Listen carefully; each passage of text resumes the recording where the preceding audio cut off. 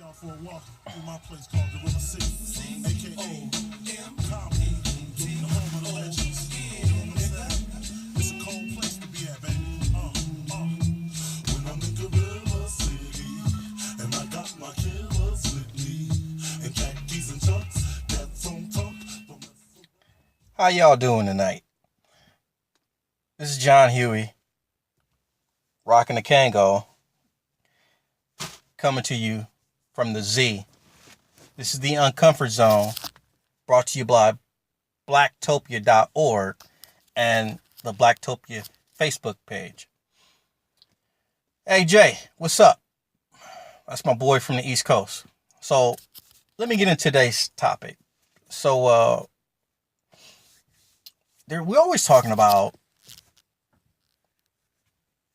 everything that's wrong in the black hood and police violence and crime in our neighborhood. You will not hear me say B on B crime, because that is something that is created by the media to make it seem like it's more B on B crime in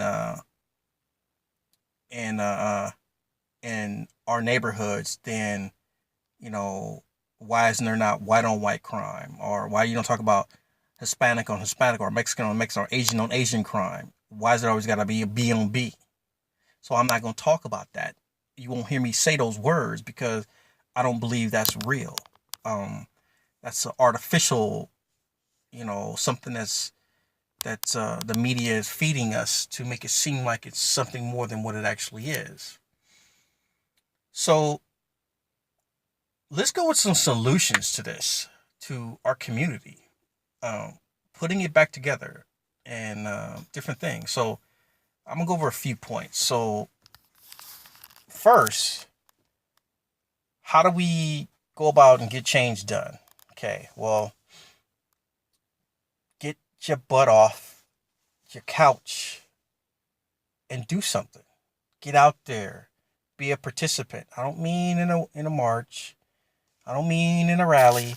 I mean, if you have kids, become a member of the PTA. Go to the meetings. Get on the, participate. Show up. Show your face. Know what's going on in the community. Go to your city council. Find out what's going on.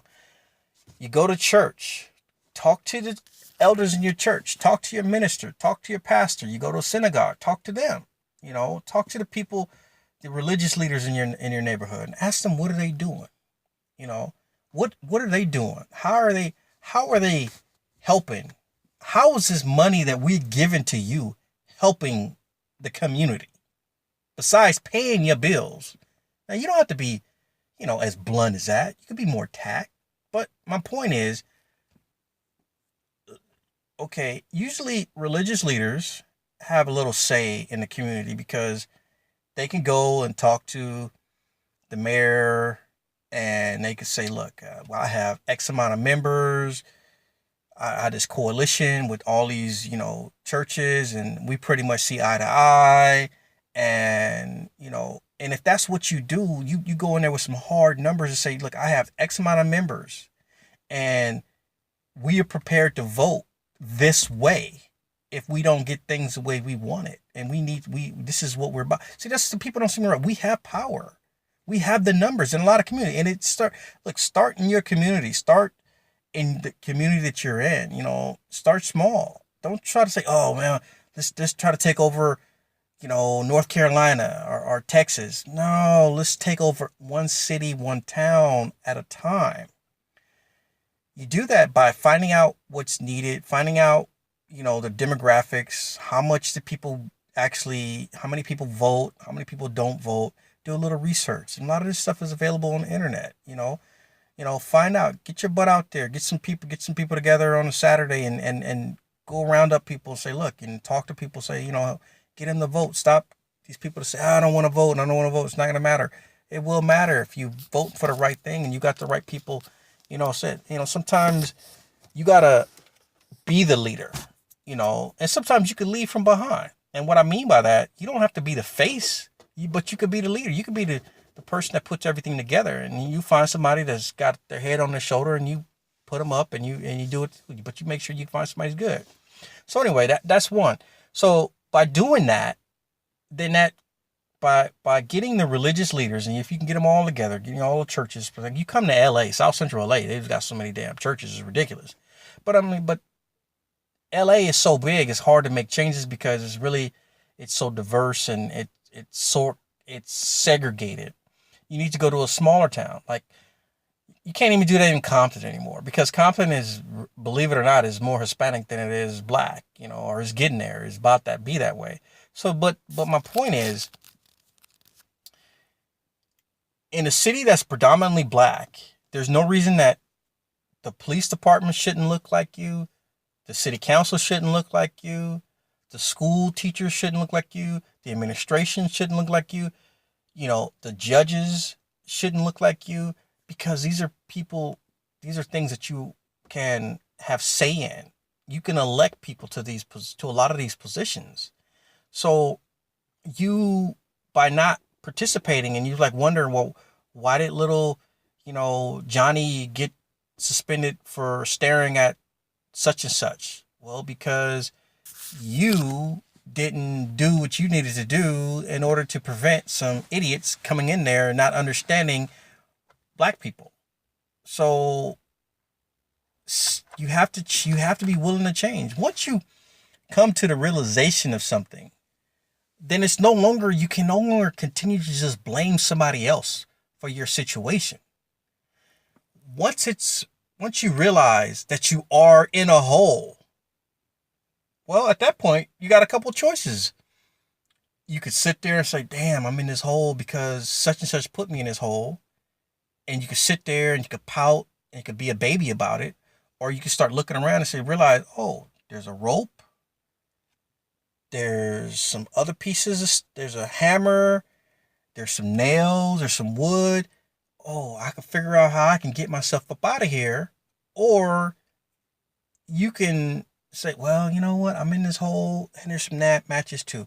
So you're going to burn your way up out of that hole, and you're going to just live in the hole, and waiting on somebody throwing you some food or throwing you a lifeline when you have one. It's just about putting the work together to do it and make it yourself. Nobody said it was going to be easy. Nothing is easy in this world. But you just can't just sit there and expect somebody else to do it for you.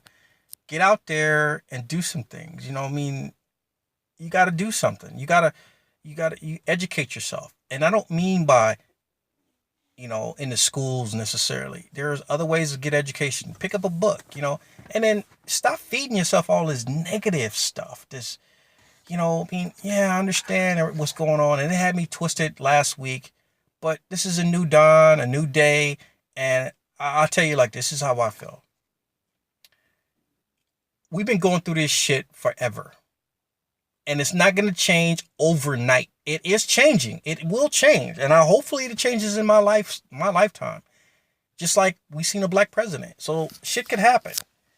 But just to sit around and not do anything, that's not gonna happen. And to be upset and angry and afraid to do stuff. Look, as we see, I'm not gonna be afraid. I wasn't afraid before. I'm not gonna be afraid now. I'm just gonna make sure that I'm not riding dirty. I'm not riding dirty. So if I do get pulled over, I always know how to communicate. Yeah, I've had bad attitude police officers, but it is what it is. Yes, sir, no, sir, whatever. That 5 minutes or 10 minutes interaction with them, is worth being able to go home, and yeah, it sucks, but there's other ways to fight it. You fight it through legislation. You get their badge number. You report them. They get enough reports. And it goes back to my thing. If we are in positions of power, then we can dictate what they can and cannot do. Meaning that we can put laws in the book and change laws so that it's not okay for them to do the things they do. So they don't get, so they don't get their, get paid. We can, I'm sorry, a union is a union, but who do they get paid by? They get paid by us. And if we say, we go in there with enough votes, I don't give a damn what union it is. If you want to bust a union, you could bust a union. Now that's one union that needs to be busted. They want to bust the Teamsters up. They want to bust all these other unions up. But what they need to be busting up, they need to be busting up the police department's union, and I'm like tripping about that. So anyway, those are some of the things you could do. Educate yourself, mobilize your community, be an example. Go talk to your church, people in your church, get them mobilized, and have a meeting with other churches, get together, and reach out to people, and just say, hey, what can we do? And start writing things down. This is what we agree on. These things. And again, you have to get off of this. If it's done by a Christian, if it's done by a Muslim, get off of that. This is bigger than that. Because if you think that our God is so petty, because the labels are man's label. If, I'm not going to get in a religious thing. Get off the labels. We are all God's children. So stop hating on someone because they're different than you, because they worship different than you. Unless somebody comes up and says, I'm going to kill you, or whatever. Hell, people that worship Satan, they want their kids to come up and live a long, prosperous life. Now, what they do in their afterlife, that's a whole nother story. But my point is, everybody has something in common with somebody else, and we need to focus on the things we have in common with people instead of dividing each other. We're not all Christians, we're not all Muslims, we're not all Jews, but we all are human. Don't let us be divided by those little superficial things, and they are superficial. It doesn't matter. One last thing. I was watching a video, and it really made me realize something. And there was this young kid on there talking about the gun that kills the most is I was gonna do this, I was gonna do that, I was gonna do that, I was gonna do that, I should have did that. And so stop that. Just do it. What are you waiting for? Stop being afraid. Life's too short. Life is way too short. And it's actually long, but it's too short, if you know what I mean. It's too short to be twiddling around, and it's too long to be twiddling around, because if you're twiddling around and you ain't got nothing in your pocket, it's too damn long.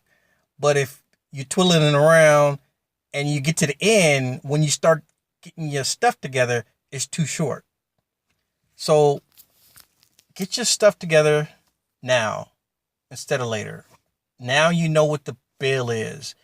You can see the check. It's right there. You have a menu, and you see the prices right in front of you. But later on, they're going to close the menu, and they just going to give you a bill.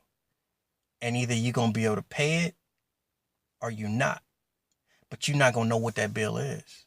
So either you prepay it and you ain't got nothing to worry about, or you'll get surprised at the end of the day. And you don't want a surprise, because you might not be able to pay that bill. So anyway, this is John Huey, coming to you from the Z. This is the Uncomfort Zone, brought to you by blacktopia.org and Blacktopia, the Facebook group. Hey, Jay, I'm hollering at you again. Hey, there was one last little thing. There was a question about angry black women. Why do black men think black women are angry? I'm gonna hit on this in my next video. I don't think all black women are angry, but I know a lot of women in general that are angry.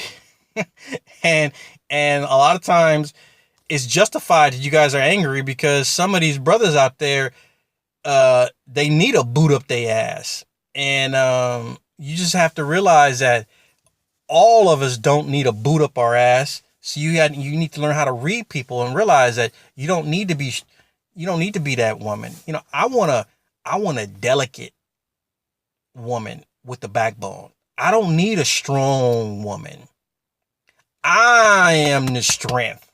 I need a delicate, soft, supple woman. I don't need a strong woman. I just need a woman with a backbone that's going to be able to give me that push when I need that push, or pull me along when I need a little pull. And the same thing. So when I push her, she doesn't fall over. Or when I pull her, she doesn't break in two. But I want her to be able to stand up, in a good way. Not challenge my manhood because I'm the man, but check me sometimes and, just kind of keep me going in the right direction, because sometimes we need that. So anyway, that was just a little tidbit of my next topic. And that's something I'm going to start doing. I'm going to start previewing my next topic. So again, I'm going to go back and say Blacktopia Facebook page. Check it out. Blacktopia.org. Check it out. My man Jay on the East Coast. Check him out. I'm John Huey. This is the Uncomfort Zone. As always, it's brought to you by a number. Let me see. Since I'm at 16 minutes and 23 seconds, that's the number. 16 minutes and 23. The color, amber. Holla.